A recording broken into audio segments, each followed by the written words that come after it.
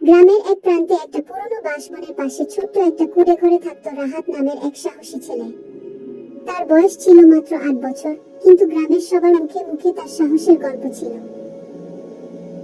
দিনের বেলা সে গাছে উঠে খেলতো, নদীতে সাঁতার কাটতো, আর রাতে দিদার মুখে ভূতের গল্প শুনে ঘুমিয়ে পড়তো। কিন্তু এক রাতে দিদা গল্প না বলে ঘুমিয়ে পড়ল। রাহাত একা ঘরে বসে জানালার বাইরে তাকিয়ে দেখল বাঁশবনের মাঝে আলো নিভে জ্বলে উঠছে। তার চোখ বড় হয়ে গেল। কৌতূহল তাকে টেনে নিয়ে গেল সেই বনের দিকে। বাঁশবনে ঢুকতেই রাহাত শুনল একটানা হালকা আওয়াজ, কেউ এসেছিস? রাহাত থমকে দাঁড়ালো। সামনে দেখা গেল কুয়াশার মাঝে একটা অস্পষ্ট ছায়া। ছায়াটা ধীরে ধীরে এগিয়ে এলো। চোখ দুটো লাল, গায়ে সাদা কাপড়, আর মুখে হালকা হাসি, একটা ভূত। রাহাত কাঁপতে কাঁপতে বলল, তুমি তুমি ভূত? ভূতটি উত্তর দিল, হ্যাঁ, তবে আমি কারো ক্ষতি করি না।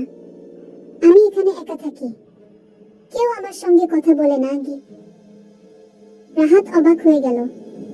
ভূতটা এত শান্ত, এত দুঃখী। রাহাত বলল, তুমি চাইলে আমি তোমার বন্ধু হতে পারি। ভূতটা প্রথমে বিশ্বাস করতে পারল না, কিন্তু রাহাত তার হাতে একটা ছোট লজেন্স দিল। ভূতটা হেসে ফেলল, ভয় নয়, আনন্দে। এরপর থেকে রাহাত আর ভূতটা প্রায় রাতে দেখা করত। তারা গল্প করত, লুকোচুরি খেলত। রাহাত তার কাছে পুরনো দিনের গল্প শুনত, যখন গ্রামটা পুরো বাঁশবনে ভরা ছিল, আর ভূতটা ছিল এক পাহারাদার আত্মা। একদিন রাহাত ভূতকে জিজ্ঞেস করলো, তুমি কেন এখনো এখানে আছো? ভূত উত্তর দিল, আমি চাই কেউ এই বনের যত্ন নিক, গাছ কাটা থামাক। যদি তুমি প্রতিশ্রুতি দাও যে বাচ্চারা প্রকৃতিকে ভালোবাসবে, আমি শান্তিতে যেতে পারবো গো। রাহাত সেই রাতেই গ্রামের সবার কাছে গিয়ে বলল, আমরা বাঁশবন রক্ষা করব। এটা শুধু গাছ নয়, আমাদের বন্ধুর ঘর। প্রথমে কেউ বিশ্বাস করলো না, কিন্তু রাহাত সবাইকে দেখালো একটা পুরনো ছবি, যেখানে ভূতের মতো দেখতে এক পাহারাদার দাঁড়িয়ে ছিল। ধীরে ধীরে গ্রামে আবার গাছ লাগানো শুরু হলো। বাঁশবনটা আবার ঘন হতে লাগলো, এবং এক রাতে রাহাত আবার সেই বনে গেল। ভূতটা এবার খুব শান্ত ছিল, চোখে শান্তির ছায়া।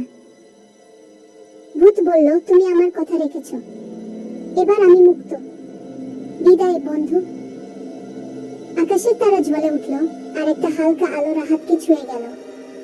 সে জানতো ভূত বন্ধু আর নেই, কিন্তু তার বন্ধুত্ব রয়ে গেছে।